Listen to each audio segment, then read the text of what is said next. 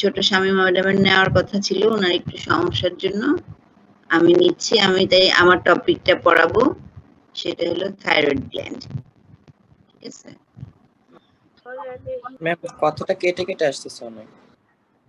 আচ্ছা, তোমরা কি স্লাইড দেখতে পাচ্ছো? জি ম্যাডাম। আচ্ছা, স্লাইড দেখো। সাউন্ড একটু ম্যাডাম ক্লিয়ার না ম্যাডাম।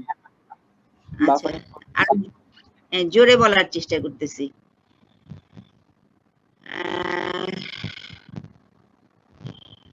থাইরয়েড গ্ল্যান্ড কোথায় থাকে বলো তো?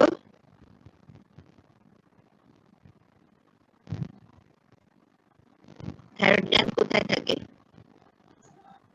Madam just below the larynx, just below the larynx. হ্যাঁ, in front of larynx। শোনা যাচ্ছে না? কথা শোনা যাচ্ছে না?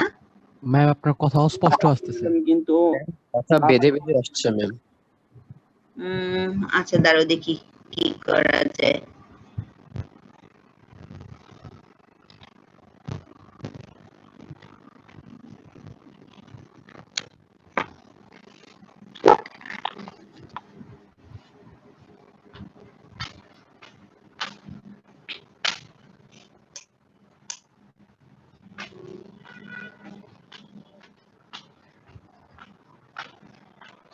আচ্ছা, তাহলে আমরা জানলাম যে থাইরয়েড গ্ল্যান্ড হলো ল্যারিংস এর সামনে থাকে। ঠিক আছে, থাইরয়েড গ্ল্যান্ডের পিছনে কি থাকে? থাইরয়েড গ্ল্যান্ডের ঠিক পিছনে প্যারাথাইরয়েড। হ্যাঁ, প্যারাথাইরয়েড। আচ্ছা, এখন কি একটু স্পষ্ট শোনা যাচ্ছে?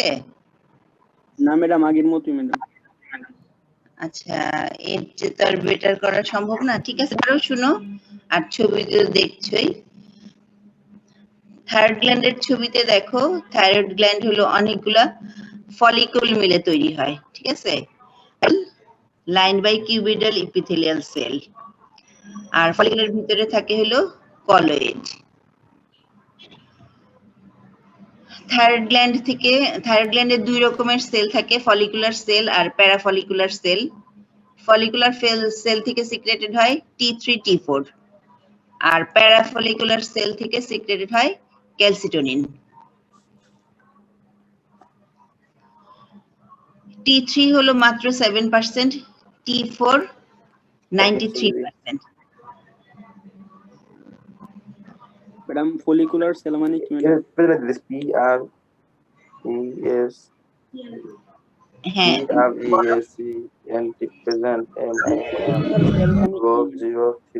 এটা নরমাল সেল থেকে মানে মেসেঞ্জার ঝামেলাটা কোন জায়গায়, মানে পার্থক্যটা কোন জায়গায়?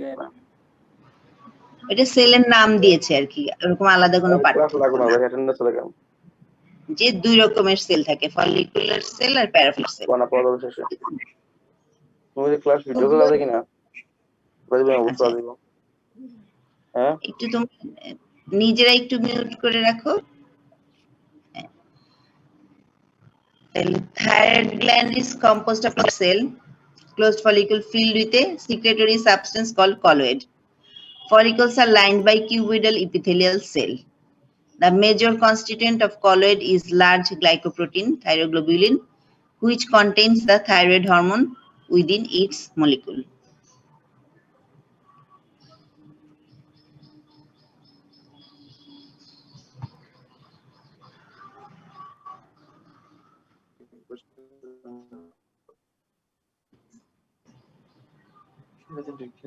It is a bronze.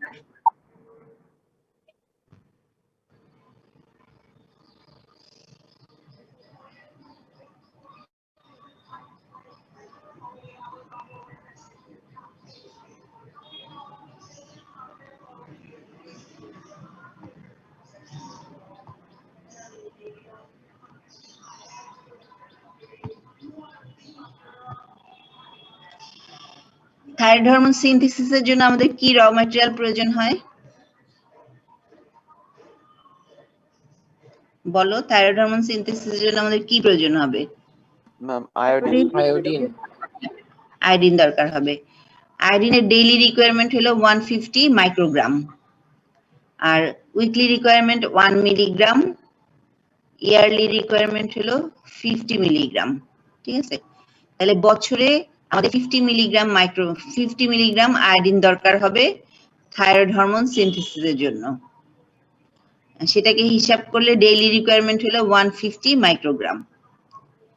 এখন থাইরয়েড হরমোনের সিনথেসিসের কিছু স্টেপস আছে, 6টা স্টেপস। 1 নাম্বার হলো আয়োডাইড ট্র্যাপিং, এটাকে আয়োডাইড পাম্পও বলা হয়। 2 number formation and secretion of thyroglobulin by the thyroid cells. 3 number হলো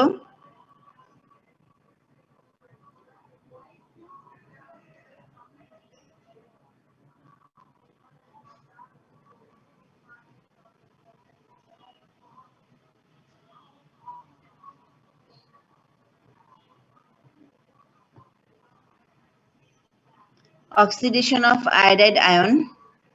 4 হলো iodination of formation. 5 number coupling. 6 number storage of thyroid hormones.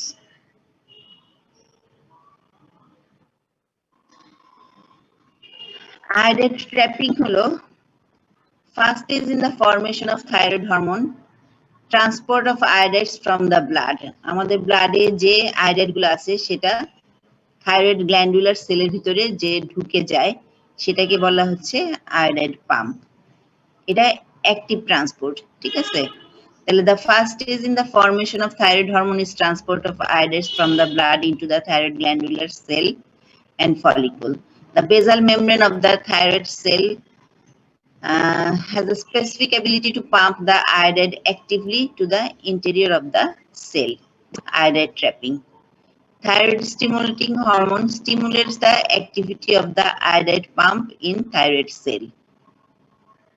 তাহলে প্রথম স্টেজটা হলো আয়োডাইড ট্র্যাপিং, মানে আমাদের ব্লাড থেকে তোমার থাইরয়েড গ্ল্যান্ডুলার সেলের ভিতরে ঢুকতেছে অ্যাক্টিভলি, এটাকে বলা হচ্ছে আয়োডাইড ট্র্যাপিং। 2 নাম্বার হলো ফর্মেশন এন্ড সিক্রেশন। আচ্ছা, শোনা যাচ্ছে? জি ম্যাডাম, একটু বাফারিং হয় আর কি। আচ্ছা, একটু শোনো তো, সব জায়গাতে তো নেটের সমস্যা, একটু মনোযোগ দিয়ে শুনো তাই বুঝতে পারবা।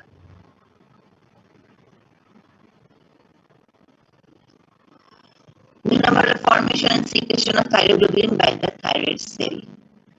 Thyroid cell synthesizes and secretes into the follicle a large glycoprotein molecule called thyroglobulin. Each molecule of thyroglobulin contains about 70 tyrosine amino acids, and they are the major substance that combine with iodine to form the thyroid hormone. তাহলে কি হলো, thyroid sell তোমার একটা large glycoprotein molecule, এটার নাম হলো thyroglobulin.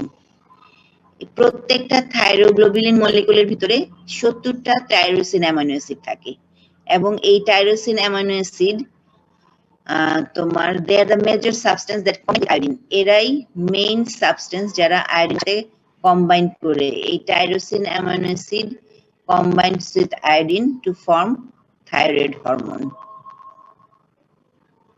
তাহলে formation and secretion of thyroglobulin by the thyroid cell. Thyroid cell কি করলো, ফর্মেশন তৈরি করলো এবং সিক্রেট করলো থাইরোগ্লোবুলিনকে ইসের ভিতরে, থাইরয়েড ফলিকুলার সেলের ভিতরে।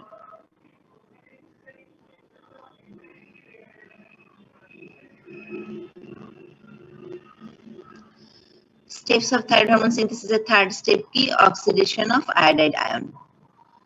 The first essential step in the formation of thyroid hormone is conversion of iodide into the oxidized form of iodine. তাহলে আয়োডাইড থেকে আয়োডিন তৈরি হওয়াটাকে অক্সিডেশন অফ আয়োডাইড আয়ন বলা হইতেছে। That is then capable of combining directly with the amino acid tyrosine. যখন iodide থেকে iodine তৈরি হয় তার তখন ক্যাপাসিটি হয় এদের সাথে কম্বাইন করার। This oxidation is promoted by the enzyme peroxidase and its accompanying hydrogen peroxide. তাহলে peroxidase এনজাইম লাগে এই অক্সিডেশনের জন্য। আমি ক্লাসে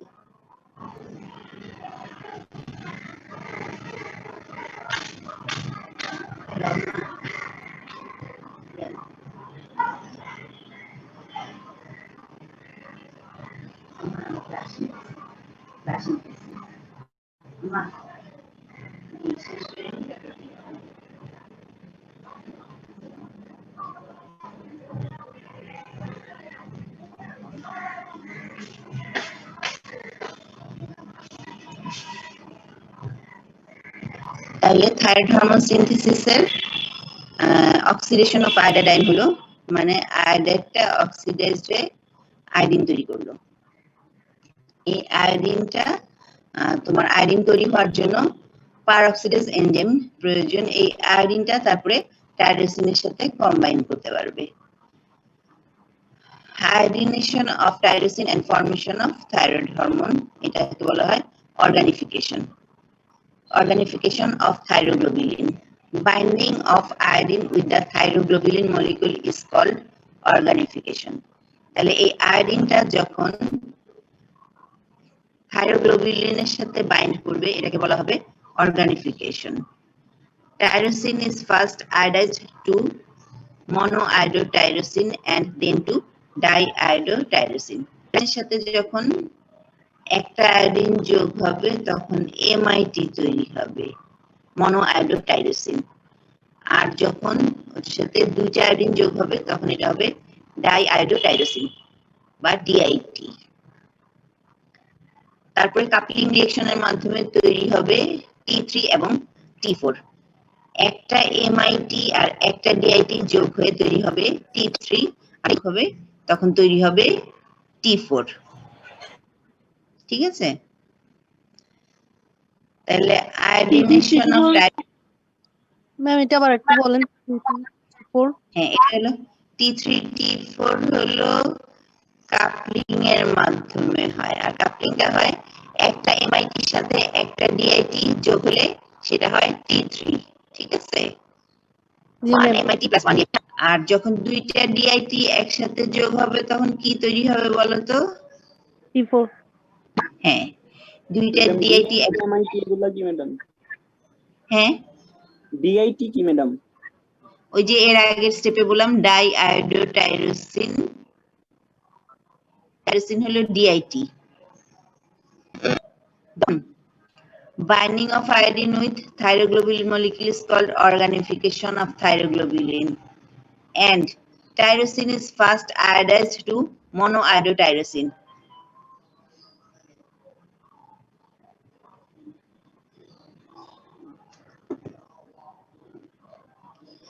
যখন টাইরোসিন মলিকুলটা যখন একটা আয়োডিনের সাথে যোগ হবে তখন এমআইটি তৈরি হবে। ঠিক আছে? এমআইটি মানে হলো মনোআয়োডোটাইরোসিন। আর যখন টাইরোসিন মলিকুলের সাথে দুইটা আয়োডিন যোগ হবে তখন হবে ডাইআয়োডোটাইরোসিন, ডিআইটি। পরের স্টেপ হলো কাপলিং। একটা মনোআয়োডোটাইরোসিন আর একটা ডাইআয়োডোটাইরোসিন যখন জয়েন করবে তখন তৈরি হবে T3। আর যখন একটা ডাইআয়োডোটাইরোসিনের সাথে আরেকটা ডাইআয়োডোটাইরোসিন অর্থাৎ একটা ডিআইটির সাথে আরেকটা ডিআইটি কম্বাইন করবে তখন তৈরি হবে T4। এখন T3 T4 এর কিছু পার্থক্য আছে, এটা গাইডলাইনে তোমরা দেখতে পাবা। T3 টা হলো অ্যাক্টিভ ফর্ম। ঠিক আছে? আমাদের বডিতে কিন্তু T4 হরমোন বেশি তৈরি হচ্ছে, কিন্তু অ্যাক্টিভ ফর্ম হচ্ছে তোমার T3। অ্যাক্টিভ ফর্ম মানে কি? দেখি বলো তো, অ্যাক্টিভ ফর্ম মানে কি? ম্যাডাম যেটা কাজ করতে পারবে, যেটা হরমোনাল ফাংশনটা করবে। হ্যাঁ, তাহলে এটা T3 মাত্র তৈরি হচ্ছে 7% আর T4 93%, কিন্তু T4 এর কাজ করার ক্ষমতা নাই। কাজ করার ক্ষমতা হলো T3। দ্যাট মিন্স আমাদের সেলের উপরে মানে আমাদের বডিতে কাজ করতে গেলে সমস্ত হরমোনকে T3 তে কনভার্ট করতে হবে। তো T3 আর T4 এর মেইন পার্থক্য হলো যে T3 হলো অ্যাক্টিভ ফর্ম আর T4 হলো ইনঅ্যাক্টিভ ফর্ম। আর তোমার পরিমাণে তো হলো কম, T3 অনেক কম, T4 অনেক বেশি। তারপরে T3 half life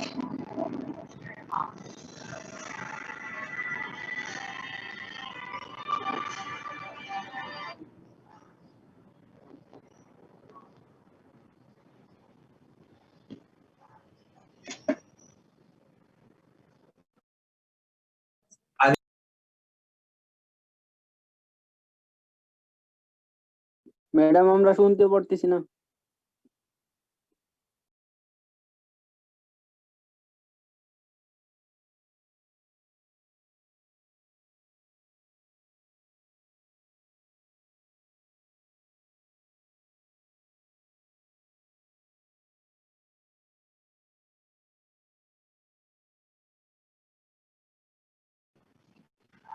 আচ্ছা তাহলে MIT আর DIT কিভাবে তৈরি হলো বুঝছো তো না? জি ম্যাম। ম্যাডাম একটা আগে ম্যাডাম সাউন্ডের সমস্যা ছিল ম্যাডাম, শুনতে পাই নাই ম্যাডাম 1 মিনিটের মতো। আচ্ছা iodination of tyrosine and formation of thyroid hormone এই জায়গাটা থেকে আবার বলি oxidation of iodide ion তো বুঝছো তাই না? আয়োডাইড আয়নটা অক্সিডাইজ হয়ে আয়োডিন তৈরি হলো। এখন আয়োডিনটা তোমার থাইরোগ্লোবিলিন মলিকুলের সাথে যোগ হবে। থাইরোগ্লোবিলিন মলিকুলের সাথে বাইন্ড করাটাকে বলা হচ্ছে অর্গানিফিকেশন।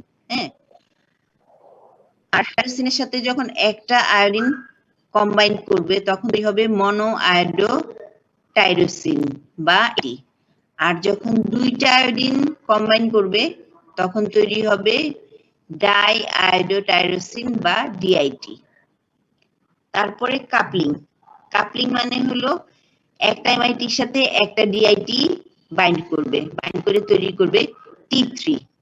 আর দুইটা ডিআইটি যদি একসাথে যোগ হয় মানে DIT plus DIT, that means di iodotyrosine plus di iodotyrosine, তখন তৈরি হবে T4। তারপরে আসলে স্টোরেজ জমা থাকতেছে। Each thyroglobulin molecule contains up to 30 thyroxine molecules and a few triiodothyronine molecules. In this form, thyroid hormones are stored in the follicles in an amount sufficient to supply. Supply কতদিনের জন্য?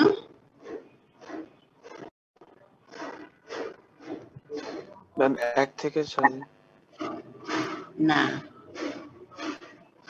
দাঁড়াও বলতেছি।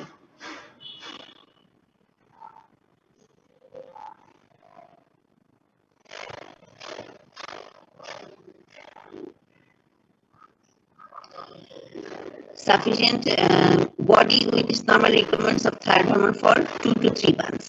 ঠিক আছে, তাহলে কতদিন পর্যন্ত জমা থাকে আমাদের বডিতে? 2 থেকে 3 মাস পর্যন্ত। তাহলে এটা থেকে আমরা কি ইনফরমেশন পেলাম? Each thyroglobulin molecule contains up to 30 thyroxine molecule and a few triiodothyronine molecule. In this form, thyroid hormones are stored in the follicle in an amount sufficient to supply the body with its normal requirements of thyroid hormone for 2 to 3 months. মানে এমন ভাবে জমা থাকবে যেন 2 থেকে 3 মাস পর্যন্ত আমাদের বডিতে সাপ্লাই দিতে পারে। তাহলে এটা থেকে আমরা কি ইনফরমেশন পেলাম বলো তো? কোনো ইনফরমেশন পেলাম? কেউ একজন রেসপন্স করো, না হলে তো বুঝতেছি না যে তোমরা আমার পরামর্শ। 2 থেকে 3 দিন 3 মাস পর্যন্ত ম্যাডাম আয়োডিনটা জমা থাকবে ম্যাডাম। হ্যাঁ, মোটামুটি ঠিক আছে। এটা দিয়ে বোঝা গেল যে কারো বডিতে যদি 2-3 মাস পর্যন্ত আয়োডিন ডেফিসিয়েন্সি হয়, তার থাইরয়েড হরমোন ডেফিসিয়েন্সির সাইন সিম্পটমটা তখনও প্রকাশ পাবে না। ধরো যে আমাদের ডেইলি রিকোয়ারমেন্ট, উইকলি বা ইয়ারলি যাই রিকোয়ারমেন্ট থাকুক, আমরা মনে করো ইনটেক করতেছি, কিন্তু কোনো কারণে 2-3 মাস যাবত আমরা আয়োডিন ইনটেক করতে পারছি না, মানে আয়োডিন পাচ্ছি না, তাহলে আয়োডিন না পাওয়ার সাথে সাথেই iodine deficiency, thyroid hormone deficiency হবে না, যেহেতু থাইরয়েড হরমোন আমাদের বডিতে 2 থেকে 3 মাস থাকে। বুঝা গেল? জি ম্যাম। জি ম্যাডাম। হ্যাঁ, তাহলে একজন কেউ বলো তো কি বলছি যে থাইরয়েড হরমোন 2-3 মাস জমা থাকে, এটা দিয়ে কি বোঝা গেল? ম্যাডাম মানে যদি কারো বডিতে ডেফিসিয়েন্সি হয় তাহলে ম্যাডাম 2-3 মাস পর্যন্ত কোনো সিম্পটম প্রকাশ পাবে না, কিন্তু 2-3 মাস পরে প্রকাশ পাবে। হ্যাঁ হ্যাঁ হ্যাঁ, এটা বুঝতে পারছো। তারপরে রিলিজ অফ T4 এন্ড, এখন কি কথা শোনা যাচ্ছে ভালো? না ম্যাডাম, আগের মতোই ম্যাডাম। না একই ম্যাডাম, ইমপ্রুভ হয় নাই। কি করব, নেটওয়ার্ক তো এর চেয়ে ভালো আর করতে পারতেছি না। স্লাইড দেখো আর কি করবা। আচ্ছা, transport of thyroid hormone or release of T4 and T3 from thyroid gland. Thyroglobulin itself is not released into the circulating blood. Thyroid hormones are cleaved from the thyroglobulin and these free hormones are released by pinocytosis. Itself is not released into the circulating blood. এটা thyroglobulin circulating blood এ আসে না। Thyroid hormone are cleaved from the thyroglobulin and these free hormones are released by pinocytosis. Thyroglobulin থেকে আলাদা হয়ে হরমোনটা ব্লাডে চলে আসে pinocytosis এর মাধ্যমে। Transport of thyroid hormone to the tissue, এবার টিস্যুতে যাবে, ব্লাডে আসলো, ব্লাডে আসার পর over 99% of thyroid hormone combines with several plasma proteins like globulin, albumin, prealbumin, etc. Mainly with globulin. তাহলে ব্লাডে ঢোকার পরে প্লাজমা প্রোটিনের সাথে কম্বাইন করবে, তারপরে they are released to the cell slowly on entering the target cell. The thyroid hormone extracellular protein. ব্লাডে carry হবে হলো প্লাজমা প্রোটিন দিয়ে, তারপরে টার্গেট সেলের ভিতরে ঢুকবে, ঢোকার পরে ইন্ট্রাসেলুলার প্রোটিনের সাথে কম্বাইন করবে। Therefore, they are again stored in the target cells and are used slowly over a period of days or weeks. তাহলে তারা আবার টার্গেট সেলের ভিতরে জমা থাকবে এবং খুব স্লোলি লম্বা সময় ধরে রিলিজ হতে থাকবে ওদের ফাংশন করার জন্য।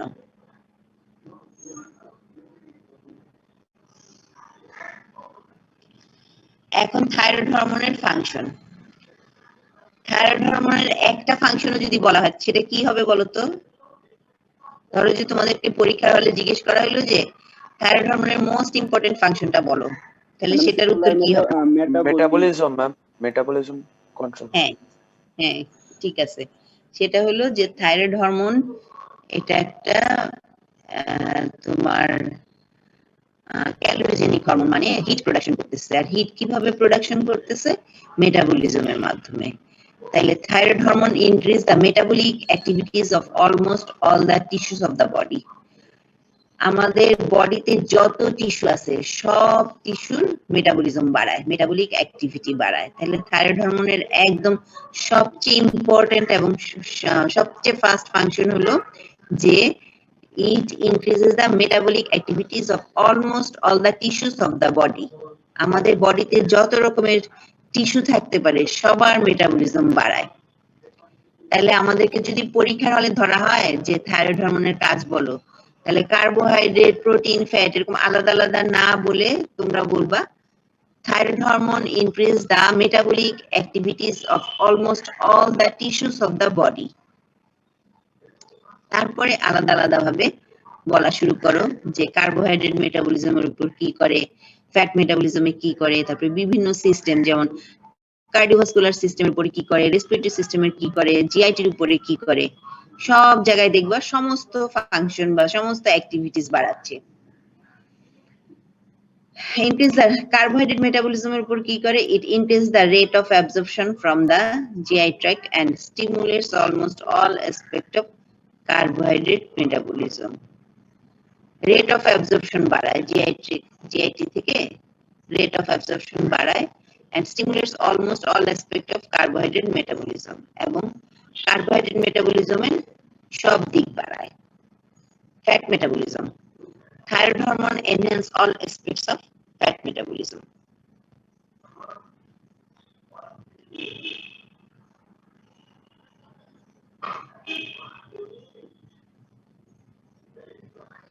আচ্ছা, together with growth hormone and insulin,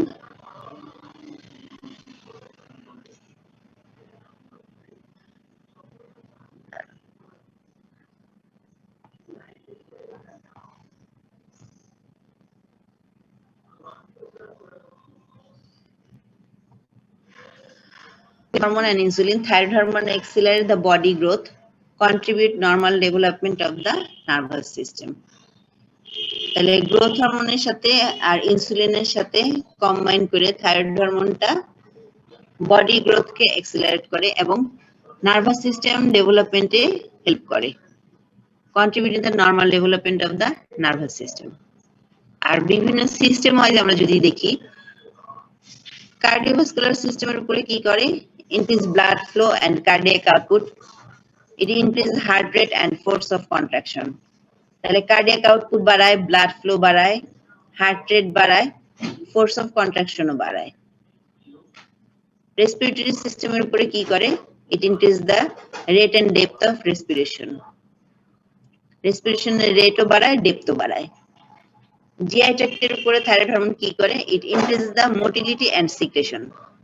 তার মানে জিআই ট্র্যাক্টের মুভমেন্টও বাড়াবে, জিআই ট্র্যাক্টের সিক্রেশনও বাড়াবে।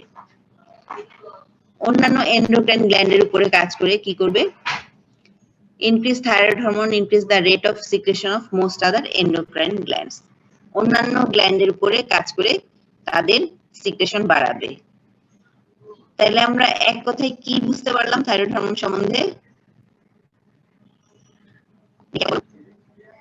সব বাড়াবে। হ্যাঁ, সমস্ত কিছু বাড়াবে, ঠিক আছে।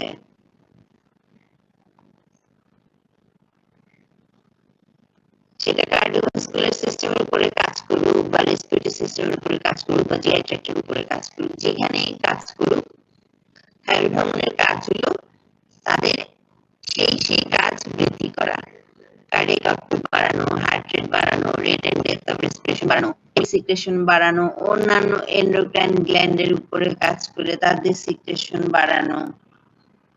এটাই হলো থাইরয়েড হরমোনের কাজ।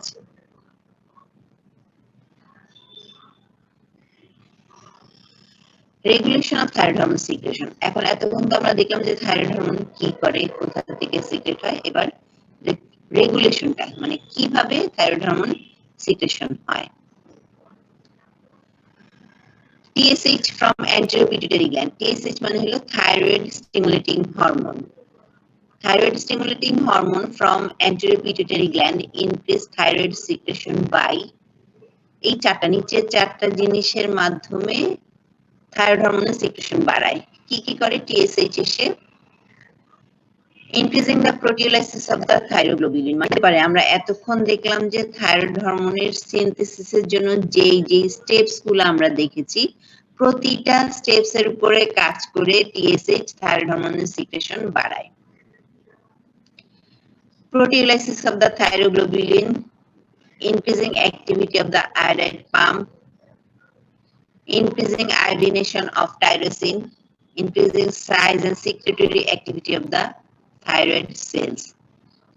তাহলে থাইরয়েড সেলের সাইজ এবং সিক্রেটরি অ্যাক্টিভিটি বাড়ায়, আয়োডিনেশন অফ টাইরোসিন বাড়ায়, আয়োডাইড পাম্পের অ্যাক্টিভিটি বাড়ায়, প্রোটিওলাইসিস বাড়ায়।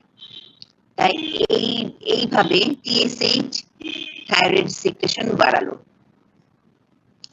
আর TRH from hypothalamus, thyrotropin releasing hormone, সেটা হাইপোথ্যালামাসের উপরে কাজ করে TSH সিক্রেশনটাকে বাড়ায়। এই TSH এবং TRH সিক্রেশন মানে থাইরয়েড স্টিমুলেটিং হরমোন এবং thyrotropin releasing hormone secretion is inhibited in a negative feedback mechanism by circulating FT3 and FT4 মানে ফ্রি T3 T4। এরা যেই আমাদের ব্লাডে এদের যদি নরমাল লেভেল মেইনটেইন হয় তখন তারা একটা নেগেটিভ ফিডব্যাক মেকানিজমের মাধ্যমে TSH এবং TRH কে ইনহিবিট করে। TSH secretion is also inhibited by stress and increased by cold and decreased by warmth.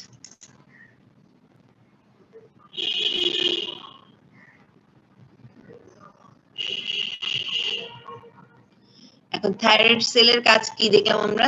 Thyroid cell have three functions. They collect and transport iodine. They synthesize thyroglobulin and secrete it into the colloid. And they remove the thyroid hormones from the thyroglobulin, secrete them into the circulation. তারা আয়োডিনকে collect করে এবং transport করে, এই sell synthesis করে thyroglobulin, এবং এটা thyroid কলয়েডের মধ্যে secret করে আর they remove the thyroid hormone from thyroglobulin secrete them into the circulation সেই থাইরোগ্লোবিলিন থেকে আবার তোমার সার্কুলেশনে থাইরয়েড হরমোনটাকে নিয়ে যায় তাহলে থাইরয়েড সেলের হলো মেইন এই তিনটা ফাংশন তারপরে আসছে disease of thyroid gland disease কখন হবে যদি ওভার সিক্রেশন হয় তাহলে এটাকে আমরা বলবো হাইপারথাইরয়েডিজম আর যদি কম সিক্রেশন হয় সেটাকে আমরা বলবো hypothyroidism when there is over secretion of thyroid hormones cause of hyperthyroidism কি কারণে হয় টক্সিক গয়টার থাইরোটক্সিকোসিস অথবা গ্রেভস ডিজিজ ইত্যাদি কন্ডিশনে হাইপারথাইরয়েডিজম হতে পারে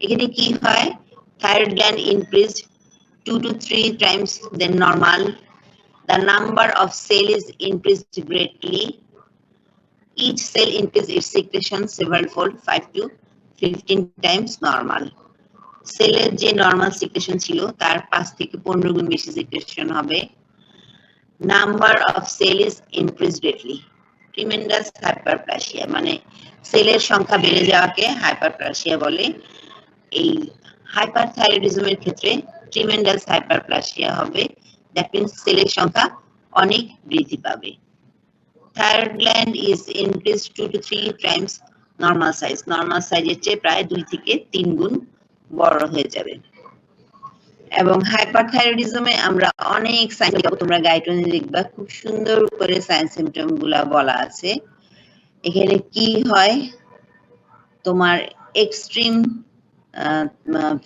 ওয়েট লস হবে তারপরে ইরিটেবিলিটি থাকবে তারপরে হিট ইনটলারেন্স থাকবে তারপর তোমার কনস্টিপেশন থাকবে ফার্টিলিটি থাকবে মানে তোমরা গাইডলাইনে দেখবে যে সিরিয়াল ধরে সাইন সিম্পটম গুলো দেওয়া আছে তোমরা একদম মুখস্থ করে ফেলবা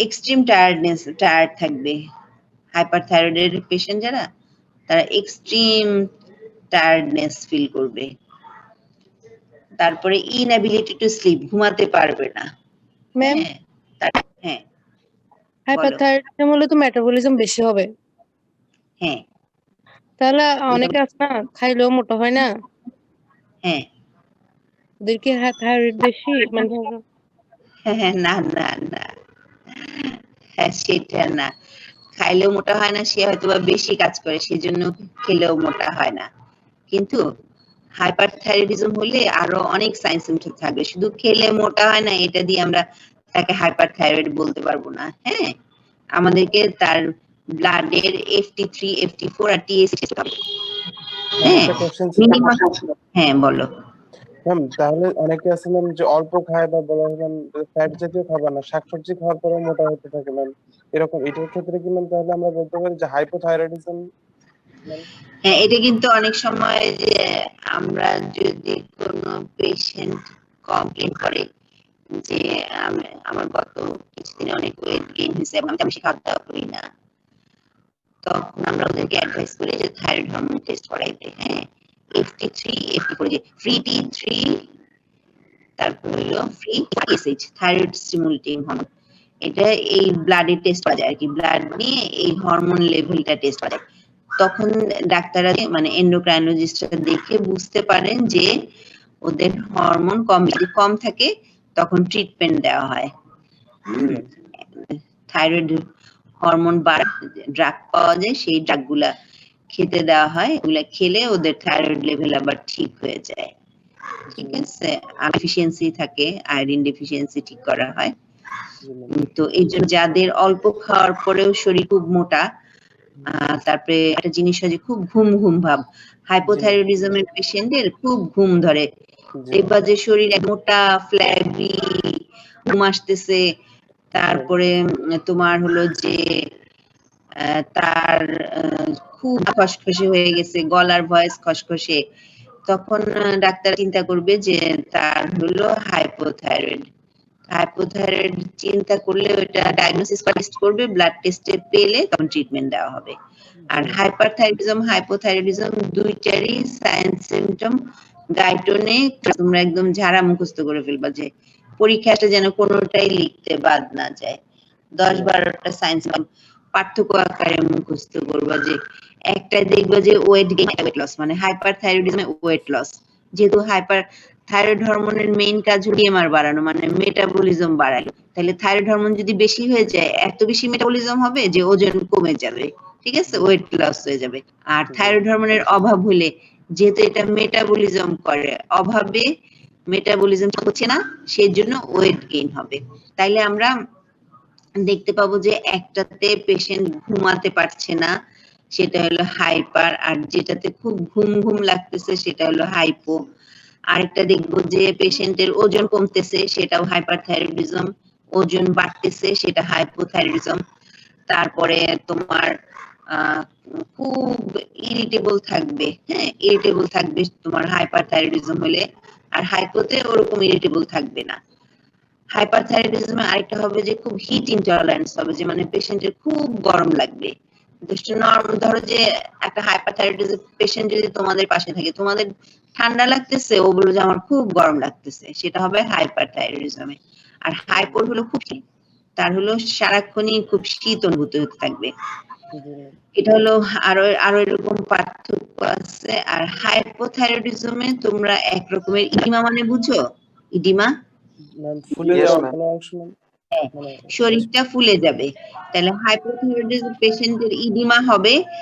এর জন্য আমরা এই পেশেন্টের নাম দিছি অ্যাডাল্টে মিক্সেডিমা বলা হয়েছে, ঠিক আছে।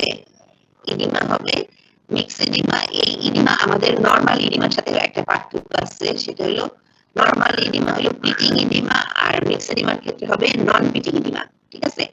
পিট মানে হলো ছোট গর্ত তৈরি করবে। তোমরা যখন থার্ড ইয়ারে ওয়ার্ডে যাবা, ম্যাডাম সাউন্ড দেখবা যে একটু ঝামেলা করতেছে বেশি ম্যাডাম। আমি কি করবো বাবা, একদম রাউটারের কাছে বসে আছি, এর চেয়ে ভালো তো আর কি করব, নেটে তো সমস্যা। যদি দিন ভালো হয় ইনশাল্লাহ আবার কোনোদিন পড়ানোর সুযোগ হয়, সামনাসামনি আবার একই টপিক পড়াবো না। এখন একটু শুনো আর কি, আমি একদম রাউটারের পাশে বসা, এর চেয়ে বেটার আর করা সম্ভব হচ্ছে না আমার নেটওয়ার্ক। পিটিং ইডিমা আর নন পিটিং ইডিমা। পিটিং মানে হলো ছোট্ট গর্ত তৈরি হয়, পিট তৈরি হয় যখন আমরা রুগীর গায়ে, রুগীর কোনো বনি, নেটওয়ার্ক খারাপ,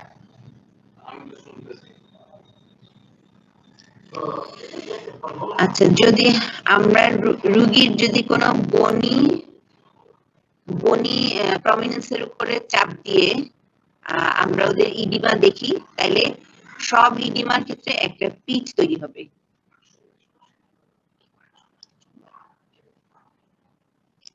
তাহলে একটা পিট মানে ছোট্ট একটা গর্ত তৈরি হবে, এবং সেই গর্তটা 4-5 মিনিট পর্যন্ত থাকবে, এটাকে বলে পিটিং ইডিমা। কিন্তু হাইপোথাইরয়েডিজমের ক্ষেত্রে তৈরি হয় নন পিটিং ইডিমা।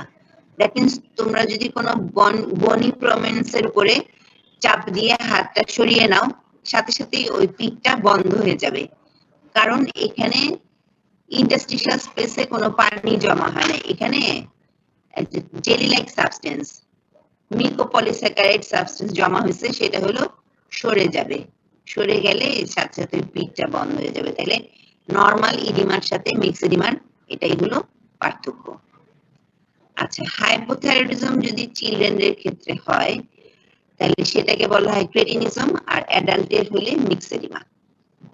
ক্রেটিনিজমের অনেক সাইন সিম্পটম আছে।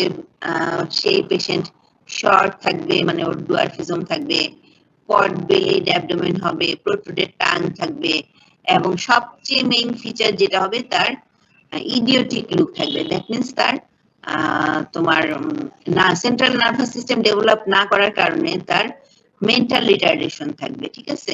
ক্রেটিনিজমের মেইন ফিচার হলো মেন্টাল রিটার্ডেশন, সে মেন্টালি রিটার্ডেড থাকবে। দ্যাট মিন্স অল্প বুদ্ধি সম্পন্ন বেবি হবে, তার কারণ তার সেন্ট্রাল নার্ভাস সিস্টেমটাই ডেভেলপ করে নাই। তাহলে তোমাদেরকে অনেক সময় ধরা হয় যে what is the difference between cretinism and dwarfism, তোমরা তখন বলতে পারবা যে ক্রেটিনিজম হলো মেন্টাল রিটার্ডেশন থাকে, ডুয়ারফিজমে মেন্টাল রিটার্ডেশন থাকে না। আর ডুয়ারফিজমটা হয় হলো গ্রোথ হরমোনের অভাবে, আর ক্রেটিনিজম হয় থাইরয়েড হরমোনের অভাবে। এখন অনেক সময় প্রশ্ন করা হয় যে পট বেলিড অ্যাবডোমেন এবং প্রোট্রুডেড টাং কেন আমরা পাই। সেটা হলো যে যখন হাইপোথাইরয়েডিজম হয় বাচ্চাদের তোমার স্কেলিটাল গ্রোথ এবং ভিসারাল গ্রোথের দুইটা গ্রোথই রিটার্ডেড হয়, কিন্তু স্কেলিটাল গ্রোথটা অনেক বেশি রিটার্ডেড হয় দেন ভিসারাল গ্রোথ, মানে গ্রোথ রিটার্ডেশন হওয়া মানে হলো গ্রোথ কমে যাওয়া। এখন আমাদের তো বডিতে দুইটা পার্ট থাকে, একটা হলো সফট পার্ট, একটা হার্ড পার্ট। তো এই ক্রেটিনিজমের ক্ষেত্রে তাদের হার্ড পার্টের গ্রোথটা অনেক বেশি রিটার্ডেড হয়, মানে গ্রোথটা অনেক বাধাপ্রাপ্ত হয়, কিন্তু ভিসারাল গ্রোথটা সেই তুলনায় বাধাপ্রাপ্ত হয় না। তো ভিসারাল গ্রোথটা যদি সে কম বাধাপ্রাপ্ত হয়, দেন ভিসারাটা কম্পারেটিভলি বড় থাকে তোমার ইয়ের তুলনায়, হার্ড পার্টের তুলনায়, মানে স্কেলিটনের তুলনায়। এই জন্য বাচ্চাদের পট বেলিড অ্যাবডোমেন হয়, তারপরে প্রোট্রুডেড টাং হয়। ঠিক আছে, এটা পট বেলিড অ্যাবডোমেন এবং প্রোট্রুডেড টাং এর এটাই হলো কজ। আর যদি বলা হয় যে ওকে ইডিওটিক লুক মানে বোকা বোকা কেন হয় দেখতে, সেটার উত্তর হবে হলো বাচ্চাটার মেন্টাল রিটার্ডেশন হয়। হ্যাঁ, যেহেতু বাচ্চাটার গ্রোথ রিটার্ডেশন হয়েছে, সেন্ট্রাল নার্ভাস সিস্টেমটা ঠিক মতো ডেভেলপ করে নাই, সেজন্য মেন্টাল রিটার্ডেশন হয়। এখানে হাইপারথাইরয়েডিজমের ক্ষেত্রে তোমাদের আরেকটা জানার বিষয় আছে, সেটা হলো যে দুই ক্ষেত্রেই থাইরয়েড গ্ল্যান্ডটা বড় হয়ে যায়, কিন্তু দুই ক্ষেত্রে থাইরয়েড গ্ল্যান্ড বড় হওয়ার তোমার কারণটা ভিন্ন থাকে। হাইপারথাইরয়েডিজমে তো থাইরয়েড গ্ল্যান্ড বড় হয়, ধরো যে কোনো একটা ডিজিজ কন্ডিশনে বড় হয়ে গেল, টক্সিক গয়টার বা থাইরয়েড টক্সিকোসিস বা গ্রেভস ডিজিজ, যে আগে থাইরয়েড গ্ল্যান্ডটা বড় হয়, বড় হওয়ার কারণে সেখান থেকে সিক্রেশনটা বেশি আসে। মানে মনে করো গ্ল্যান্ডটা যখন নর্মাল সাইজ ছিল তখন সে নর্মাল সিক্রেশন করতো হরমোনের, কিন্তু এখন গ্ল্যান্ড অনেক বড় হয়ে গেল কোনো একটা ডিজিজের কারণে বড় হয়ে যাওয়ার ফলে সিক্রেশন অনেক বেড়ে গেল। আর হাইপোথাইরয়েডিজমের ক্ষেত্রে বড় হওয়ার মেকানিজমটা ভিন্ন। হাইপোথাইরয়েডিজমে হলো তার হরমোন ডেফিসিয়েন্সি হলো, ব্লাড লেভেল কমে গেল, ব্লাড লেভেল কমে যাওয়ার কারণে সে সারাক্ষণ অ্যান্টেরিয়র পিটুইটারিকে স্টিমুলেশন পাঠাচ্ছে টিএসএইচ সিক্রেশন করার জন্য। টিএসএইচ সিক্রেশন আবার এসে থাইরয়েড গ্ল্যান্ডের উপরে কাজ করতেছে, মানে থাইরয়েড গ্ল্যান্ডের উপরে কাজ করে তাকে তার অ্যাক্টিভিটি বাড়িয়ে থাইরয়েড হরমোনের লেভেলটা ঠিক করার চেষ্টা করতেছে, যেহেতু লেভেল কম, এবং সে সার্বক্ষণিকভাবে থাইরয়েড গ্ল্যান্ডকে স্টিমুলেট করতেছে বলে থাইরয়েড গ্ল্যান্ড হাইপার অ্যাক্টিভ হয়ে যাচ্ছে, সেই কারণে তার সাইজ বেড়ে যাচ্ছে। তাহলে দুই ক্ষেত্রেই সাইজ বড় হয়ে যাচ্ছে, কিন্তু কারণ বুঝতে পারছো, দুই ক্ষেত্রেই সাইজটা বড় হচ্ছে, কিন্তু দুইটার ক্ষেত্রে কারণ হলো আলাদা। প্রথমটা হলো আগেই সাইজ কোনো একটা ডিজিজ কন্ডিশনে সাইজ বড় হয়েছে, তার ফলে হরমোন সিক্রেশন বেশি হচ্ছে, এটা হলো হাইপারথাইরয়েডিজম। আর হরমোন সেই জন্য সার্বক্ষণিক থাইরয়েড গ্ল্যান্ড স্টিমুলেশন পাচ্ছে যে তোমাকে বেশি বেশি হরমোন সিক্রেট করতে হবে, এবং স্টিমুলেশনের ফলে থাইরয়েড গ্ল্যান্ডটা বড় হয়ে যাচ্ছে। তো ঠিক আছে, আজকে এতটুকুই, কালকে ইনশাল্লাহ আবার দেখা হবে, প্যারাথাইরয়েড গ্ল্যান্ড পড়াবো, তোমরা একটু পড়ে ফেলো আজকে। জি ম্যাডাম, থ্যাংক ইউ ম্যাডাম, আসসালামু আলাইকুম। ওয়ালাইকুম আসসালাম। আর আসসালামু আলাইকুম রোল 1 ম্যাম। পার্সেন্ট, হ্যাঁ রোল 1 তুমি পার্সেন্টেজটা আমাকে সেন্ড করে দিও। হ্যাঁ আচ্ছা ম্যাম, ঠিক আছে। হ্যাঁ আচ্ছা ঠিক আছে ম্যাম। ঠিক আছে। ওয়ালাইকুম আসসালাম। হ্যাঁ আসসালামু আলাইকুম ম্যাম। সবাই আসসালামু আলাইকুম ম্যাম। হ্যাঁ, কারণ তোমাদের কবে খুলবে জানি না, এইভাবে হয়তো পড়তে হবে, পড়াটা তোমরা নিজেরা মুখস্থ করতে থাকো।